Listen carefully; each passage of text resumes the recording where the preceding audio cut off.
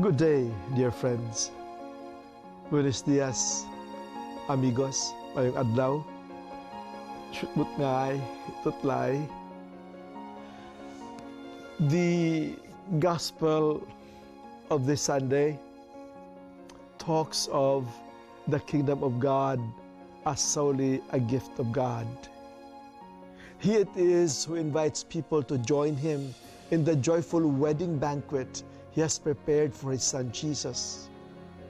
Historically, this gift was offered to Israel, but many of them maltreated and killed his messengers, his prophets. Israel's last victim was his only son, whom he sent to decisively call Israel and this time all the nations to return to God and live in the joys of his kingdom. A few responded to the call of Jesus with fidelity and eagerness. They clothed themselves with the words and deeds of Jesus, love and compassion, justice and mercy. Only those who clothe themselves with the mantle of justice and liberation are worthy of the wedding banquet.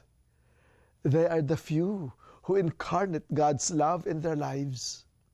Those who do not wear this appropriate clothing are gate crashers. The king will throw them out to where there is wailing and gnashing of teeth. Friends, be citizens of God's kingdom and be free. We have stories to tell you. The first story, when Pope Francis celebrated his 77th birthday, he randomly invited 3 homeless men from the streets of Rome to eat breakfast with them. Second story, medical practitioners and volunteers, all 41 of them, shared their talents, their time, their treasure, and their warm bodies, celebrating birthdays, anniversaries, and life with the poor victims of natural calamities turned human disasters and the violence of injustice and oppression. Third story, we know of a certain Darlene who shares her life, her blessings, and multiplies the gifts of God by traveling around the world, responding to human needs, making effectively present the gift of God's love and care wherever this is not effectively present.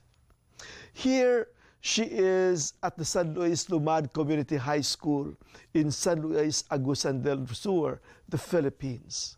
It is an alternative secondary level of education dedicated to the struggle of the indigenous people to develop their indigenous identity, culture, and customary laws and traditions, and to reclaim their ancestral land and domains. There are many more stories of peoples in the world whose lives are parables of the kingdom. May you be inspired too to make of your life a parable of God's kingdom in your time. The few who have chosen to respond to the invitation of God to come to the banquet he has prepared for his son Jesus. Thus, declare your freedom from selfish egoism, anti-people class interest, and colonial and imperial self-serving nationalism and patriotism.